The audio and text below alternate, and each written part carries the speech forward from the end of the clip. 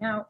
And what we're not trying to say you can plead fraud over here. What I'm trying to say is we believe Mr. Douglas is in this case as a defendant on fraud and other tort claims. And that what he's- we're not, Go ahead, sorry. and that he's also in this case as someone who we believe is the contractor.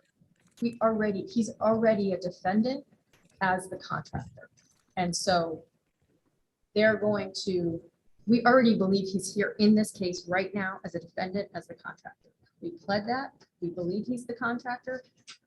What we pled is if they're going to argue that the contractor is someone else, then we want to argue alter ego. Salvarez, you got anything? I'll let you.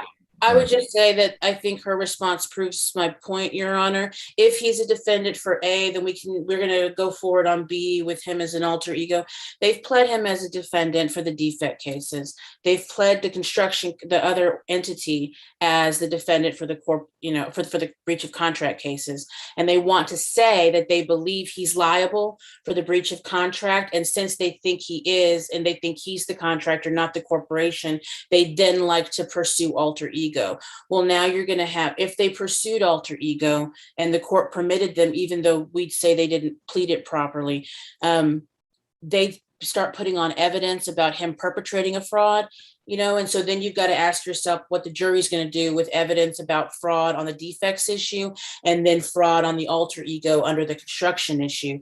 And we think that it's clearly going to be prejudicial and a waste of time and possibly confuse the jury, because now we've got, when is this evidence of fraud or character part of the defect and when is it part of the alter ego? Because if they can't prove that a fraud was committed, not for the defects, but specifically in the realm of the breach of contract, then the rest of it would be moot anyway.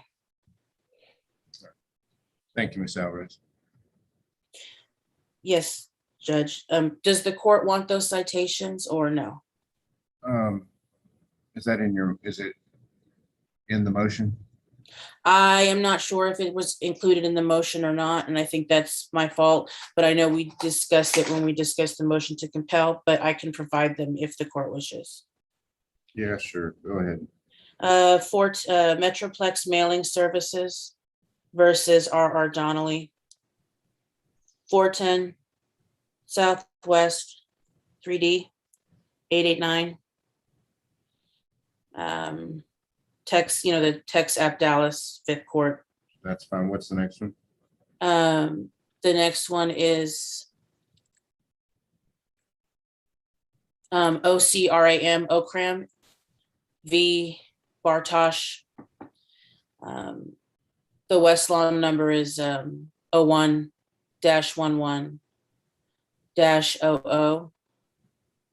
793 CV 2012, Houston 1st District. And the last is Shook v. Walden, 368 Southwest 3D 604, 2012.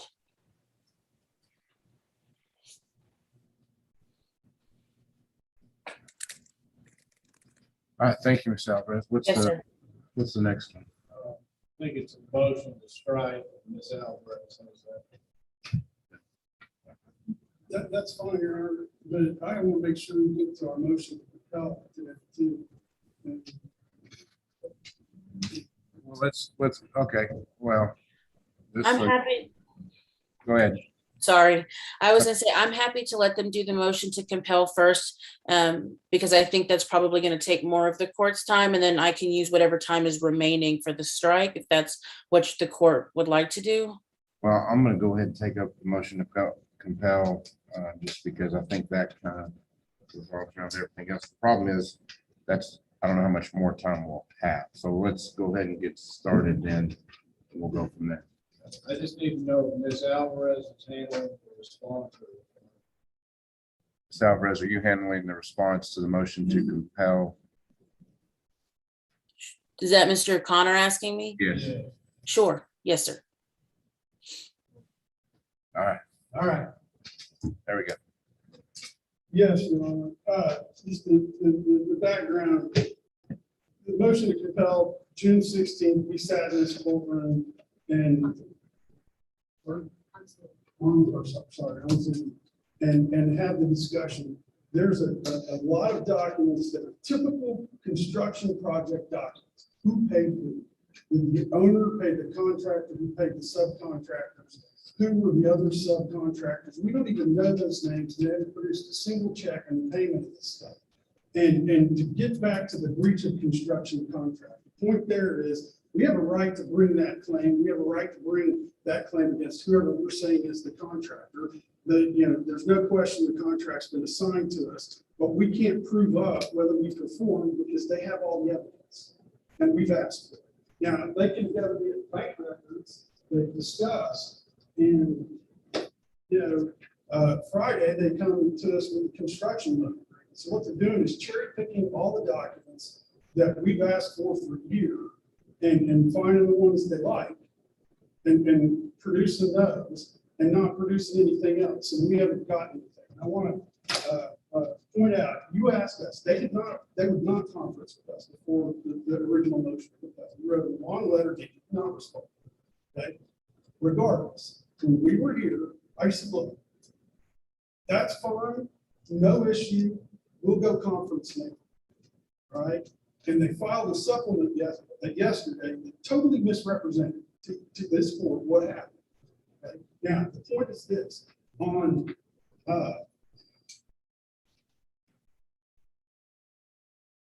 June 23rd, I called Mr. Conner. We had about an hour-long conversation, walked through a variety of issues, and I followed it up with a lengthy, if I can approach the bench, with a lengthy letter saying, here are the compromises that we're willing to make. Okay? We got no as a result. Now, in the supplement that they filed yesterday, they're going to come up and tell you that we wouldn't make compromises and that as of July 22nd, this was over and I wouldn't have any more conversations with them. That's just wholly inaccurate. On July 23rd, we had a conversation and I had a copy of my time slip that I entered into our system from July 23rd, showing that we had a conversation on this topic. Okay? And they misstate an email that they don't provide you with all of in their motion, where I say on July 22nd, look, guys, it looks to me like you're not going to give us any of the financial documents. What are we going to do? So, and they wrote back and said, no, that's not the case. So on July 23rd, I called Mr. Conner. We had another long conversation. During that conversation, we made some progress, I thought. So on July 26th, I wrote him an email, another one, which is here, and it's what's in that one page, saying, only the things that are in this email are all we're looking for. Everything else for the vote is compromised. We compromised on financial documents. We compromised on a whole wide variety of things because we're much further along in the case than we were when we originally wrote those requests. And it's crickets. And they deliberately misrepresented our efforts, which is, it's very frustrating to me because, I went overboard to write these two letters, and I've gotten really nothing. What we've gotten in response is essentially documents that we already had from some other source, cherry-picked documents that prove their case from the pool of documents that we're asking for. So the point is, they're saying they can't get financial documents, but they can sure go get the construction agreement from the bank. They can sure go get the construction loan agreement from the bank, but they won't give us the payment documents that we want, saying, show me where the owner paid the contract. Show me where the contractor paid the subcontract. And so the point is, and I'll be very brief, we absolutely compromise. There's something that doesn't even address the final half of this conversation. We made perfectly willing, rational, sit down and you have to do exactly what you do. You go back and look at what you need based on where you are in the case. And I made two significant efforts to do that, both in terms of overtures and phone calls, followed up in detail in writing, and we got nothing. And I can answer any questions you want, but the bottom line is what we want to know is the financial document. We don't want network. We never asked for network. It's a canal. What we want to know is what we would get on every other construction project other, that's all I do, Your Honor. It's all I've done for all my career. These are not outside the realm of any construction case to see who paid who contracted. There's a few more iterations of documents we like, but that's the bottom line, Your Honor. And, you know, and it's personally offensive to me for these lawyers to say that I was unwilling to yield, that I would not engage in negotiation, and that is why I created the record that's sitting in front of you today, that I just handed, because we went overboard on this to do exactly what you asked us to do, and it's led to nothing. Thank you. Our response in the attack was essentially directed at me. Your Honor, may I approach? You may. Recall it that you may recall, you may not, it was a motion to compel hearing on Zoom. And our main objection was all of their requests were so overly broad, not tailored to the specific defects. And we had a lot of back and forth on that issue, and if I can approach Yes. what the court said,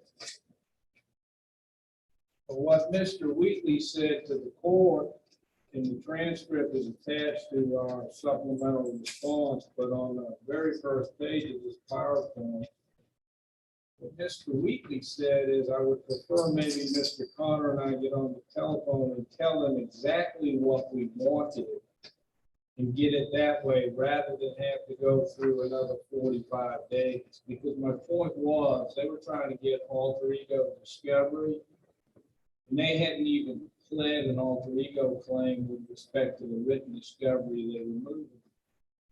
And the court said, I'm fine with that, Mr. Connor, and I said, I'm fine with that. The next slide shows I was the one who, the next slide goes on to say, like,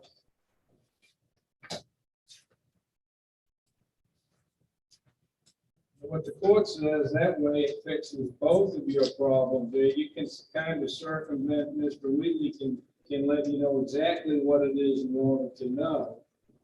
I think he's just wanting basically a statement, not a physical document, but actually who wrote the check kind of deal. And Mr. Wheatley says, who borrowed the money, okay? I was the one who set up the phone call pursuant to this idea that we get on the phone. That's shown in the next June 21st tab. I set up the call. And so when we got on the call, Your Honor, they didn't get specific as to specific documents they wanted. They just said, we think our request asked for it all. They never specifically asked for a single document. We produced on June 25th, 1,400 pages produced. On June 6th, they sent a letter asking to limit the scope of certain matters. And on July 27th, we amended the interrogatories. And back on July 22nd, I tell Mr. Wheatley that his recitation of facts are not accurate. What I said is, at the hearing, we discussed the breadth of your discovery requests that were not targeted. You indicated that you did not want to serve additional written discovery because of the time it takes to serve a responsible. We agreed to get on the phone to discuss specific documents that you were seeking. When we got on the phone, you essentially said you were standing on your overly broad request. So if you set the alter ego document request aside, because I think that's dependent on how the court rules on the motion to set. Right. I mean, depending on how you rule with that, maybe certain financial information relevant or responsible. Set those aside. I've got Mr. Douglas here. With respect to the alleged defects that they claim, defects in the foundation, clay cap, limestone, select fill. Okay, one of the problems, obviously, is we had a subcontract, Billy Cope, who they deposed on the clay cap, select fill, limestone. So they're saying, we want all these documents, we've only returned over this. I've got Mr. Douglas here. He can testify to the court if we have to, that in the context of any related document request regarding those defects, we've looked through boxes and bonds. We've had our assistant. We've got Mr. Douglas. We have given them every document we have. They've gone out and got all these other documents from the architect, from Mr. Stedman, who worked as a quasi-general counsel, contractor. So we don't have any more documents. You can't order us to produce documents that are not in our possession. And one thing on the defect thing, they're not saying is they believe there's a document out there, or they need a document to prove their case. They've not said that to you. All they said is, we want everything. And what I'm telling you, and I've got the witness here if we need them, is we've given them on the defect claim everything in our possession. So the alter ego financial issues, I think that's all tied to how you are rules on the motion to sever. We can either you rule it's in the case, and we're going to have to reassess some of these requests, which were sent to us before they ever had the alter ego claim on file. They say they're in. That was the whole reason you suggested, that he suggested getting on the call. He didn't want to send new discovery on the alter ego. So I think, again, until you rule on the severance, you won't know how to really respond on the financial issue. Alvarez, you want to add anything to that? Mostly, Your Honor, I was just going to point out, similarly to what Mr. Connors pointed out, on June 16th, we did have that hearing, and I remember because it was my birthday, and we specifically went over, if Your Honor recalls, that those documents were not, and that transcript is attached to our response, that those documents are not related directly to the defect case, the breach of contract, et cetera. And their response was, but alter ego. We said, you haven't pled it. They said, it's not a cause of action. It's a theory of liability. So you're mistaken. And in her response to our motion to sever, opposing counsel recently pointed out that in their 5th amended petition, they believe they've pled all of those elements of fraud, et cetera. We still don't believe they have, but I think that's the important key element for Your Honor to remember. At the time they requested these extraneous financial documents, they had not properly pled alter ego. So we discussed with opposing counsel in front of the court, because I know the court hates to get involved in discovery disputes, and would have preferred we could have resolved this. We pointed out that since it wasn't properly pled, and that they're pleading on that changed even with their 1st amended petition, at the time they sent those requests, those requests were improper because it was part of a claim they hadn't pled, or a theory of liability they hadn't pled. Perhaps they could become proper at after such a time as they properly pled it. And that's where we got the idea that rather than force opposing counsel to refile that and have another 45 days for them to wait, if they would just discuss with Mr. Connor what they narrowly wanted, we'd provide that. But in the phone call, they simply said, we think our discovery requests are fine as they are. And so if you go through the timeline, provided in our motion. Hold on, Ms. Alvarez. We have Ms. a, Alvarez is not on that. I mean, it's, well, not withdrawn, but it's, we did the sauce. I'll take that into account. Go ahead. Ms. If you go through the timeline provided in our motion and the affidavits from my co-counsel that are attached, you'll see that we attempted to continually provide a response to their discovery as they asked, but they've never have provided properly served discovery for this information after properly filing the claim that it's attached to or part of. And regardless of that, we don't have any other documents. And so I think there's a lot of things caught up in this motion about who said what and, who's at fault and whether somebody behaved poorly. And I'm not sure that any of that is something the court needs to get involved in.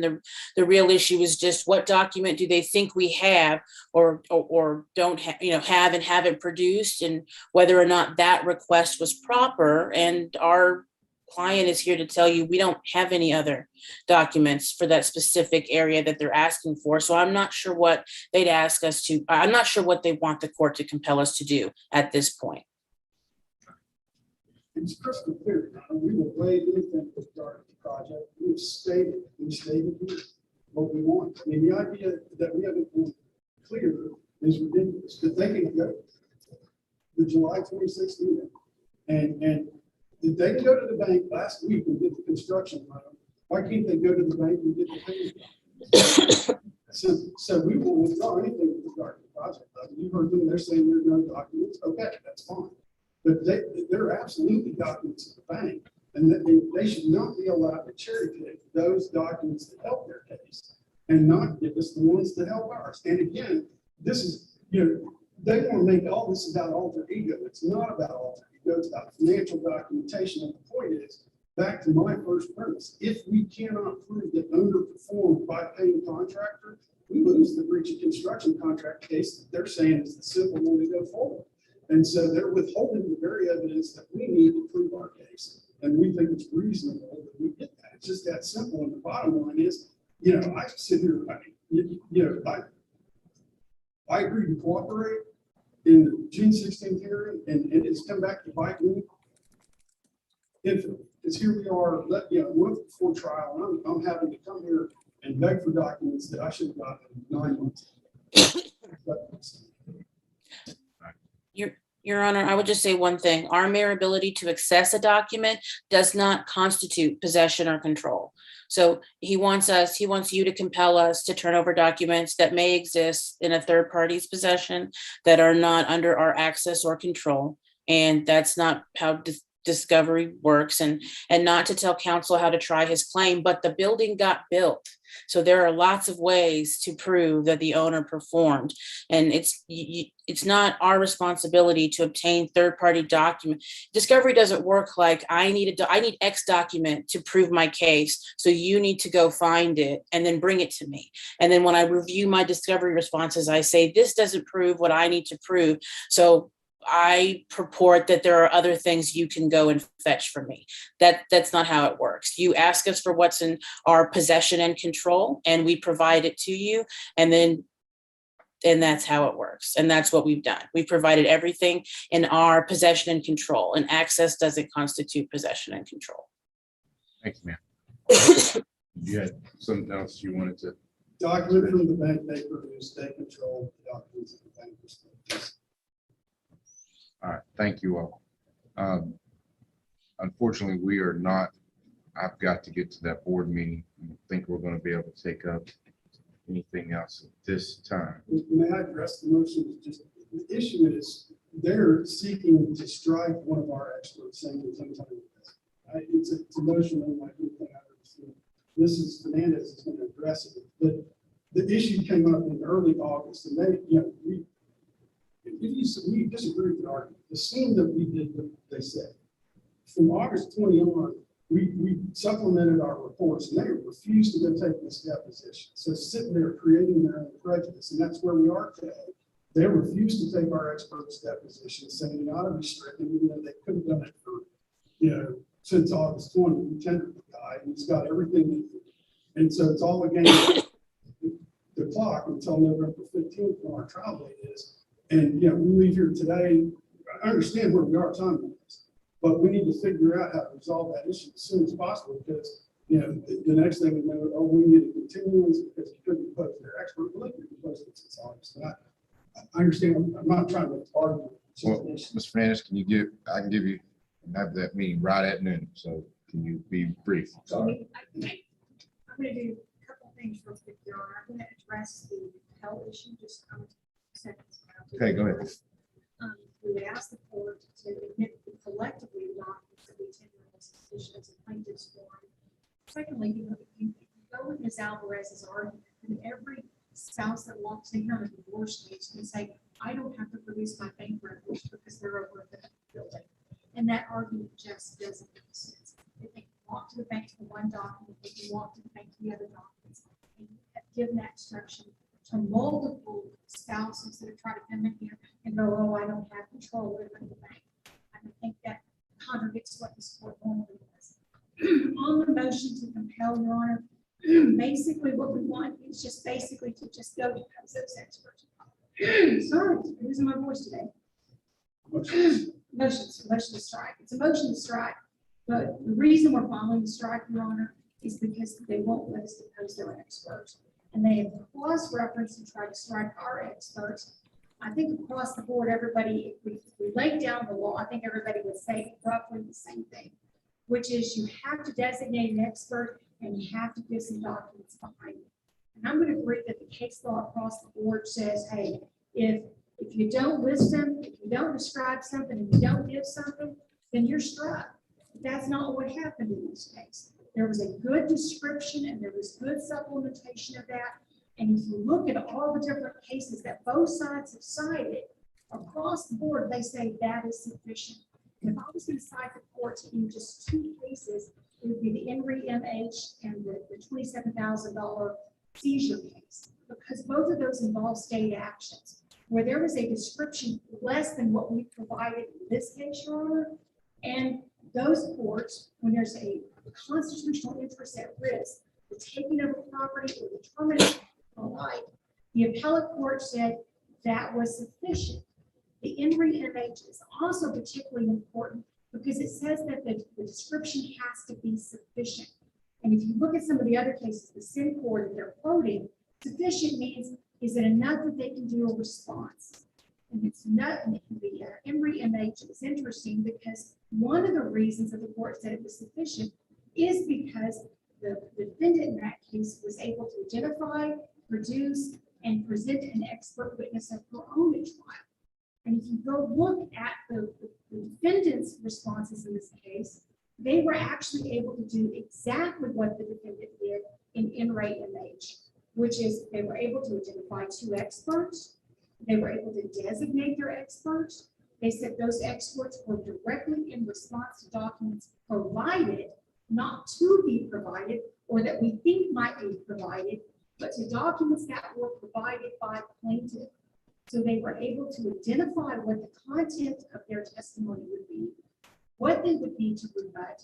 They were able to get those documents to an expert, at least have the ability to do that. And their designation of an expert is not much different than our designation of an expert. So I think the really remedy on the experts right now, Your Honor, is to say no, that the pleading is sufficient. There's been no prejudice because they were able to do a responsive expert. If they couldn't come up with any idea of what the expert testimony was going to be, then I would agree with their analysis. But they have an idea of what the testimony is going to be. And the standard is what is sufficient. Sufficient enough such that they can respond, then it's a sufficient pleading. So they should be ordered to let us get to pose their experts. They should be denied on their motion strike, and they should have the opportunity to depose our experts. I think the other thing that's important in some of the documents that we just entered as P1, Your Honor, is that repeatedly we've made those experts available for deposition. If that had not happened, then I think this would be clearly a motion to strike. But if you look at the Syncor case, what it says, and some of the factors they took into consideration was that the defendant was refusing to depose the expert. So you have to look at their conduct. You also have to look at the conduct of the last hearing where they said some experts have been designated. We got experts. I do not believe that we will have to revisit any of those issues. So when they were here in court last time, almost 2.5 weeks after they received those designations, they represented to Your Honor that there were no problems. So I think it's disingenuous for them to be able to designate, say there's no problems, and then try to come here today and say there's a problem. I think the easy fix is not go to motions of company, but go to post.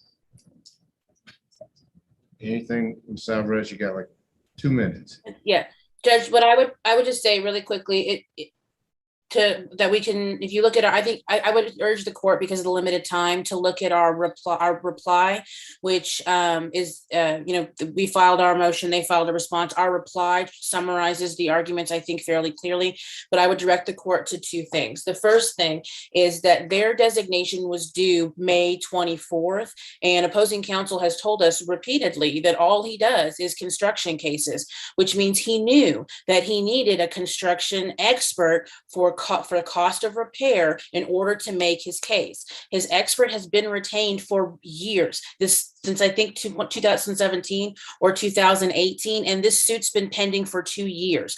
So there was literally zero explanation as to why it couldn't be done on time, and how, if he knew that this is such an important part of their case, it wasn't completed on time. And then the second thing I would indicate to the court is that in their motion to strike, and in their response, the first thing they say is that they're happy to stand on their designation as complete, and as Ms. Hernandez just made the arguments, that they think everything is fine. But if you look at their reply on September the 10th, they actually concede to us and to the court, which is on pages 7 and 8 of our reply, that there was no way their experts' opinions could have been done on time by May 24th, because there were ongoing pricing and planning activities in relation to the repair of the Camp Care Center Foundation, and that his designation and his expert opinion on the cost of repairs could not have been finalized before August the 20th. That's their own words. That's months after the designation date. They missed the deadline. If they knew for years that they had this expert designated, if all he does are these cases, then why didn't he ask for leave earlier? Why didn't he tell us or the court, hey, we're not going to be done on time, I need an extension, I need leave to file later? He did none of those things. He did not even try to supplement his defective designation for 2 months and then asked for leave after that. And so we made a motion to strike because our experts can't possibly rebut something we don't know anything about. And I appreciate that she says we could have deposed their expert but didn't. But the purpose of that would be for our experts to formulate an opinion, which we could no longer designate and would no longer be admissible. So we asked this court to strike their expert, strike both of ours if you want, because we can't respond to something that doesn't exist. But if you're going to allow them this leave, we ask for leave for our experts to amend their opinions. Very, very brief. Respectfully disagree. The expert was designated. Singapore answers DWD in Dallas case says you can still supplement the content later on after the designation date. In fact, Singapore says you have a duty to supplement after the fact. So the designations were timely, but they're still going to be supplemented. I did address this at the June 16th hearing, because we found some new funding issues that we before I discussed it. In the same hearing, when Mr. Connor says, we got experts, they got experts, they're no issue. And then all of a sudden, there were issues. All right, thank you all. We are off the record.